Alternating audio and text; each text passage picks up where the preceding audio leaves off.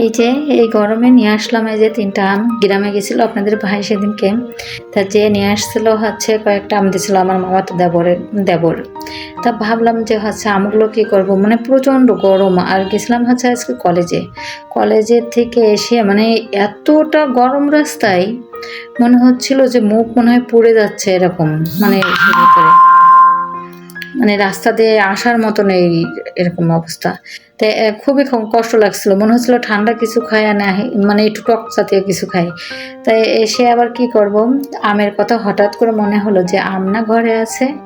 তা আমি বের করলাম, বের করে ভাবছি যে একটু হচ্ছে আগে যেভাবে একটু মাখাই খেতাম আজকে একটু সেভাবে মাখিয়ে খাই, একটু দেখি কেমন লাগে। আর অবশ্য এই আম মাখানো আজ 2 দিন ধরে আমার মেয়ে আমটা দেখেই বলেই যাচ্ছে ছোটটা, আম্মু একটু আম মাখান না, একটু আম মাখান না। কিন্তু আমি সময় পাচ্ছি না, বিধায় আমি আর আম মাখাইতে পারছি না।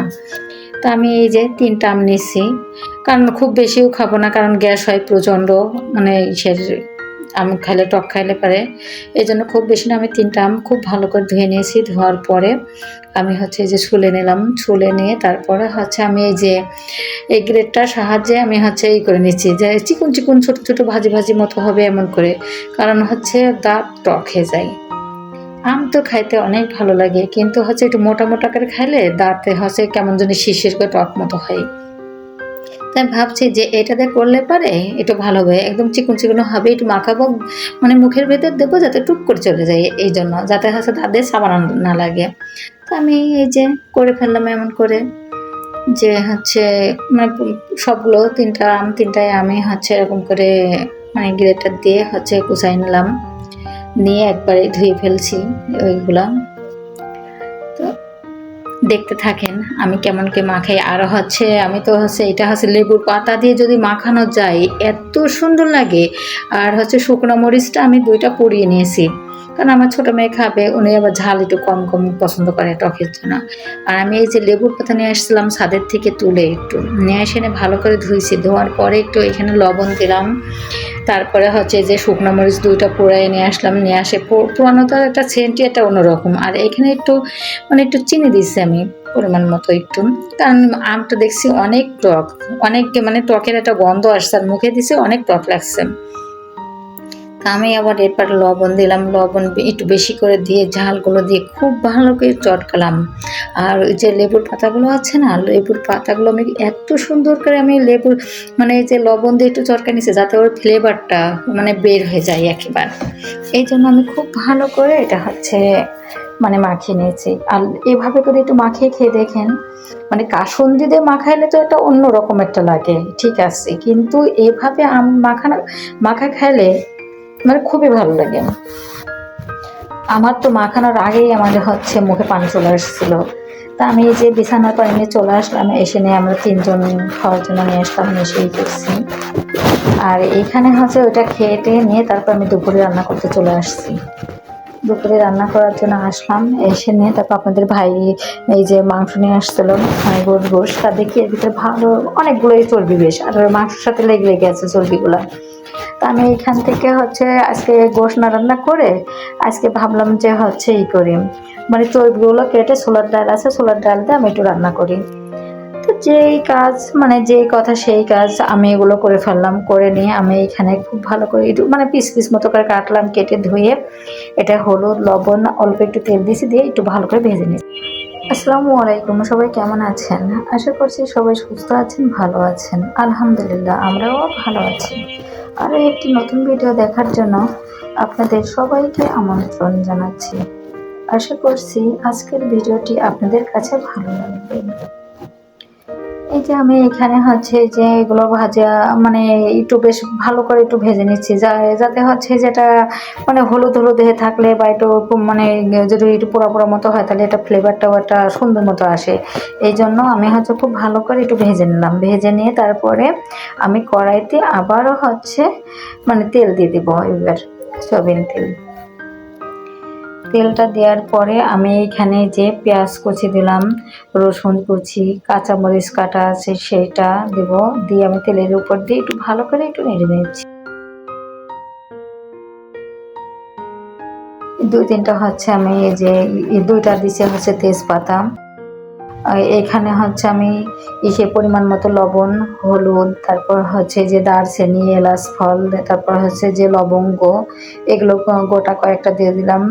আর এখানে হচ্ছে একটু জিরা হচ্ছে কাঁচা জিরাও দিয়েছি, একটু জিরার গুঁড়া দিয়েছি, ধনিয়ার গুঁড়া দিয়েছি, তারপর পরিমাণ মতো হলুদ, এগুলো দিয়ে আমি খুব ভালো করে এটা হচ্ছে একটু একটু নেড়ে দিচ্ছি ভালো করে। নিয়ে এখানে যে আমার একটু পেঁয়াজ বাটা ছিল, পেঁয়াজ বাটা দিলাম, একটু রসুন বাটা দিলাম, দিয়ে ভালো করে এই যে মানে ঝাল পেঁয়াজগুলো একটু মানে নেড়ে নিচ্ছি। নেড়ে নিয়ে যখন একটু নরম হয়ে যাবে তখন একটু আমি কষানো পানি দিব। কষানো পানি দিয়ে তারপরে হচ্ছে একটু এটা হচ্ছে যখন একটু শুকিয়ে যাবে, একটু মানে তেলটা ফুটে বের হবে তখন। আর আমি এই ডালটা আমি প্রায় আধা ঘন্টার মতো ভেজায় রাখছিলাম। বেশি ভেজাই রাখলে একটু বেশি ভালো, কিন্তু আমি তো হচ্ছে মানে যে আজকে যে রান্না করব এই ডালটা আমি এটা ভাবিনি। আর আপনাদের ভাই যে হচ্ছে মাংসটা কিনে নিয়ে আসবে, মানে গোশ কিনে নিয়ে আসবে, এটা আমি বুঝতে পারিনি যে আজকেই কিনে নিয়ে আসবে। কারণ আমি 2 দিন না 3 দিন আগেই হচ্ছে এরকম রান্না করছিলাম, তা আজকে নিয়ে আসবে এটা বুঝতে পারিনি। এই জন্য ভাবছি যে সেদিনকে তো রান্না করলাম, 2-3 দিন আগে খাইছি গরু গোশ, আর এত গরমের ভিতরে থাকা যাক, এখন আর রান্না করছি না, রান্না করবেন 2 দিন পরে। এই জন্য আমি এবার এই চর্বিটা দিয়ে ছোলা ডালটা যখন নিয়ে আসলো তখনই আমি আবার এটা হচ্ছে মানে ছোলাটা ভিজাই রাখলাম, ডালটা।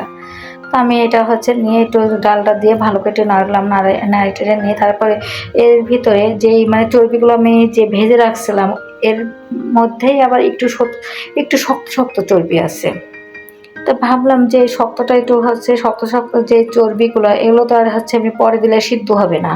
তাই আমি হচ্ছে এই ছোলার সাথেই একবারেই হচ্ছে আমি করে নিই, মানে একটু নেড়ে টেড়ে নিয়ে তারপর কষানো পানি দিই, তাহলে হয়ে যাবে। আর যেগুলো একটু নরম মতো গলে যাবে সেগুলো কিন্তু আমি বাটিতে করে আলাদাভাবে করে রেখে দিয়েছি। তা যাই হোক, আমি কিন্তু হচ্ছে একটু টক দই ফেটিয়ে রেখেছি, হ্যাঁ। কিন্তু আমার হচ্ছে প্রথমত একটু যখন আমি এই যে মানে ডালটা চর্বিটা দিলাম আমি তখনই দিয়ে দেবো, কিন্তু আমার এটা মনে ছিল না। তো পরে আর কি করব, হঠাৎ করে যখন মনে হয় আমি তখন এই যে মানে কষানো হয়ে গেল যখন, মানে পানিটা শুকাই গেছে, তখন আমি এদিকে তাকাই দেখি আমার সেই ফেটানো টক দই আমার রয়ে গেছে। তো আমি এবার ওই তখন কষানোর আগে যখন শুকাই যায় পানিটা তখনই আমি এবার টক দইটা দিয়ে দিলাম।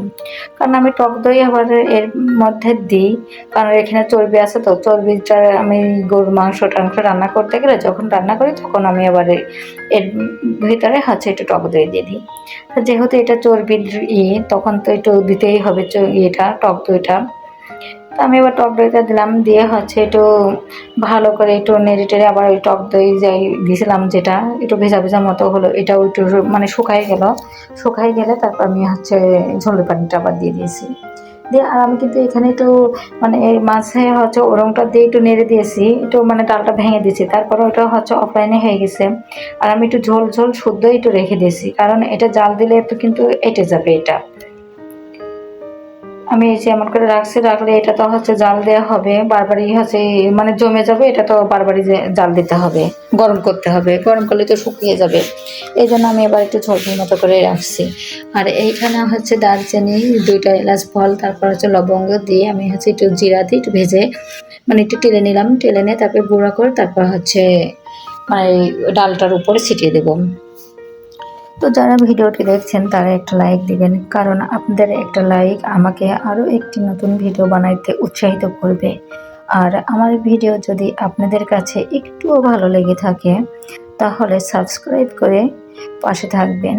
বেল বাটনটি অন করে রাখলে আমি যে ভিডিওটাই দিব না কেন আপনাদের কাছে নোটিফিকেশন চলে যাবে। যাই হোক, ওটা আমি ওখানে রান্না করে রাখলাম। আর আপনাদের ভাই তো হচ্ছে মাছ ছাড়া তো 5 মিনিটও চলতে পারে না, ওর তো মাছ লাগবেই রান্না, কি আর করব। আর এই পটল রান্না আমার মেয়েরা মানে বড়টা যাই হোক খাই, ঠিক আছে, মানে ও আবার হচ্ছে খাইতে চায় না বেশি একটা কিছু, তারপরেও ও আবার সব কিছু যাই রান্না করে না কেন সব কিছুই অল্প অল্প করে খাই একটু। কিন্তু ছোটটা বড্ড পাজি, ও আবার এইসব তরকারি খাইতেই চায় না। তা ভাবলাম কি করলে পরে ওটা খাবে, তা আমি আবার পটলগুলো ছুলে এরকম করে হচ্ছে একটু মানে একটু মাছের সাথে একটু ভেজে নিলাম। আর মাছটাও যে খুব কড়া করে ভাজেছি সেটা না, কারণ আপনাদের ভাই তো মাছ ভাজিটা পছন্দ করে না। তো যাই হোক, মাছ ভাজিটাও একটু করে রাখলাম, পটল আলু এগুলো একটু হালকা করে ভেজে উঠায় রাখছি। আর এইখানে হচ্ছে ঝাল, পেঁয়াজ, তারপরে রসুন বাটা, পেঁয়াজ বাটা, ধনিয়ার গুঁড়া, তারপর জিরার গুঁড়া এগুলো দিয়ে সব কিছু তেলের উপর দিয়ে পরিমাণ মতো লবণ, হলুদ দিয়ে মশলাটা ভালো করে কষিয়ে নিলাম একটু পানি দিয়ে। কষানোর পর আমি যে ভাজা পটল আলুগুলো ভেজে রাখছিলাম হালকা করে, সেই ভাজা পটলগুলো আমি হচ্ছে এর ভিতরে দিলাম, দিয়ে মাছগুলো একবারে দিয়ে দিছি। কারণ আমার পটল কিন্তু সিদ্ধ হয়ে গেছে, মানে আমি পটল যে রান্না করবো এটা পটলটা আলুটা ভালো সিদ্ধ হয়ে গেছে। এই জন্য ভাবলাম যে হচ্ছে মাছ দিয়ে পটল টটলগুলো একবারে দিয়ে মশলাটার সাথে নেড়ে চেড়ে তারপরে আমি হচ্ছে ঝোলের পানিটা দিব। আর আমি যে টক দই যে ডালের ভিতরে দিয়েছিলাম, তাই বাটিতে একটু মানে ছিল, কারণ আমার দিলে পরে মনে হচ্ছিল একটু বেশি হয়ে যেতে পারে। তা কি আর করবো, রেখে দিয়েছিলাম তো আবার মানে ফেলে দেবো, আবার ওর ভিতরে রাখবো অল্প একটু। তো ভাবলাম এর ভিতরে মুছে দিয়ে দিই, তো এর ভিতরে বাটিটা মুছে এর ভিতরে মানে তরকারিটার ভিতরে আমি দিয়ে দিলাম। তো যাই হোক তরকারিটাও নামিয়ে ফেললাম। এভাবে একটু রান্না করে খেয়ে দেখেন, আসলেও অনেক সুন্দর লাগে। আর এই যে পটল ভাজির একটা ফ্লেভার আছে কিন্তু, মানে ভাজি করলে খুব সুন্দর একটা সেন্ট আসে। এই ভাজিটা মানে তরকারিটা কিন্তু একদম সেমন, মানে এই যে পটলের একটা পোড়া পোড়া সেন্ট আসছিল, আলুতে পোড়া, মানে খুবই ভালো লাগছিল এর স্বাদটা। তো আপনারা এইভাবে একবার করে রান্না করে ট্রাই করে দেখেন, খুব ভালো লাগবে খাইতে। আমি তো মাঝে মাঝে এটা করে দিই ছোট মেয়ের জন্য, এরকম এইভাবে রান্না করতে হয়। আর আমার কালকে ডাল রান্না আছে সেটাও আছে। আর রান্না করার পরে দেখেন কতগুলো থালাবাটি হয়েছে। আর এইখানে এই যে মগ আছে, তারপর হচ্ছে যে কাঁচের প্লেট আছে, এমনিতেই হচ্ছে আরও প্লেট আছে। এগুলো কিন্তু হচ্ছে আমার মেয়ে ছোটটা বড়টা খেয়েছে, খেয়ে আবার হচ্ছে চা খেয়েছে, মানে কফি খেয়েছে, তারপরে হচ্ছে এবার টিচার আসলে এগুলো খেয়ে সবগুলো রেখে দিয়ে গেছে এইখানে। আমি এবার ওই যে রান্না করছি না, রান্না করতে করতে এগুলো থেকে গেছে। আর আমার রান্নাঘরটা একেবারে ছোট, মানে বড়টা এসে বলছিল আমি পরিষ্কার করে ফেলি, কারণ পিছনে আমি যদি দাঁড়িয়ে রান্না করতে যাই পিছনের দিকে জায়গা একেবারেই কম, মানে কম হয়ে যায় একটু। আমি বললাম তুমি রাখো, আমি রান্নাটা করে নিই আমি একবারে ধুয়ে ফেলি। এই যে কতগুলো থালাবাটি হয়ে গেছে, তা আমি এভাবে করে একবারে ধুয়ে ফেললাম, সব কিছু ধুয়ে একবারে পরিষ্কার করে ফেলছি। আর আমি এই কয়দিন হচ্ছে আমার মনটা বেশি একটা ভালো ছিল না, এই জন্য ভিডিও দিতে পারিনি, মানে দিতে ইচ্ছাই করে না। এমনিতে মন ভালো না লাগতে থাকলে পরে কোনো কিছুই করতে ভালো লাগে না। তা আমারও সামনে হয়েছিল যে আমার মনটা বেশি ভালো ছিল না, এই জন্য ভিডিওটা আমি শেয়ার করতে পারিনি, ভিডিও দিয়ে আমি এই কদিন আর ভাবছিলাম দেবো না, মানে আমার মেয়েরা বলছিল যে দেওয়ার দরকার নেই, দিয়েন না, এতই করে। তো তারপরেও আমি কি মনে হলো যে আবার দিই। আর আমার কিন্তু হচ্ছে এই যে অনেক ভিউ কমে গেছে, তারপর ওয়াচ টাইম কমে গেছে, এই যে এতদিন ভিডিওটা না দেওয়ার জন্য আমার অনেক ভিউ কমে গেছে। মানে যেখানে ওঠে দেখি সেখান থেকে, আর ওয়াচ টাইম অনেক, মানে কত ঘন্টার জন্য কেটে গেছে, অনেক ঘন্টা কেটে গেছে আমার। তো ভাবছি দিই না কেন, তাতে কি সমস্যা, এটা দিলে তো আর আমার সমস্যা নেই, বা এটা আর দিলে পরেও হচ্ছে মনটা ভালো থাকবে এমনিতেই। আমি এই যে আপনাদের সাথে কথা বলতে পারছি, এই যে ভিডিও করলে পরে আপনাদের সাথে মানে একটু সময় চলে যাচ্ছে, এই জন্য হচ্ছে আমি এটা করে মানে সময়টা কাটাইতে চেয়েছি, এই জন্যই। আর এইখানে যে কাপড়টা ধুচ্ছে, যে ব্যাগটা আমার এই যে বিড়ালের বাচ্চাদের আমি খাইতে দিই এর উপরে, তা দিলে পরে এখানে আবার খাবারটা হচ্ছে পরে, তো এই জন্য আমি আবার প্রতিদিন হচ্ছে ধুয়ে ফেলি এটা। দুইটা আছে এগুলো, তো ধুয়ে ফেলি, না ধুয়ে ফেললে পরে এরপরে মাছি বসে বা এটি হয় অনেক কিছু সমস্যা, তা আমি আবার এই রান্না করার শেষে কিন্তু আমি এগুলো ধুয়ে ফেলি। আগের ভিডিওতে আপনাদের দেখানো হয়নি, এটা শেয়ার করিনি। আর এই যে আমার এই গাছগুলো কিন্তু হচ্ছে অনেকটাই বড় হয়ে গেছে, অনেক আগে থেকে রয়েছে, যে ভিতরে দেখেন কত শিকড় হয়েছে। আর আমি এই যে ইসের মানে এই বোতলটাই আমি একটু হচ্ছে প্রিন্ট করতে চেয়েছিলাম, তাই এটুকু করছি, করার পরে আমার আর মন ভালো ছিল না বলে করতে পারিনি। তো যাই হোক আরেকদিন করব। আর এই গাছগুলো তো আমি হচ্ছে প্রতিদিন যখনই রান্না করি, রান্না করার শেষে কিন্তু আমি এভাবে করে এই গাছগুলোকে গোসল করাই দিই। আর পানিটা পাল্টাই, মানে পানি প্রতিদিন পাল্টাই না, কিন্তু প্রতিদিনই হচ্ছে আমি পানিটা দিয়ে গোসল করাই এরকম করে। আর পানিটা পাল্টাই হচ্ছে মানে 3 দিন 4 দিন পরে আমি একদিন করে এরকম করে পাল্টাই দিই, না হলে পানি বেশি দিন থাকলে পরে একটু পানিটা বন্ধ হয়ে গেলে গাছগুলো মরে যায়। এই যে এই গাছগুলোর ভিতরে ছোট ছোট করে পাতা পড়ে মানে ভেঙে ভেঙে আছে, আমি এবার ওইগুলো ছিঁড়ে ফেললাম। তো যাই হোক, আজকের ভিডিওটি দেখার জন্য আপনাদের অসংখ্য ধন্যবাদ। আসসালামু আলাইকুম, আল্লাহ হাফেজ।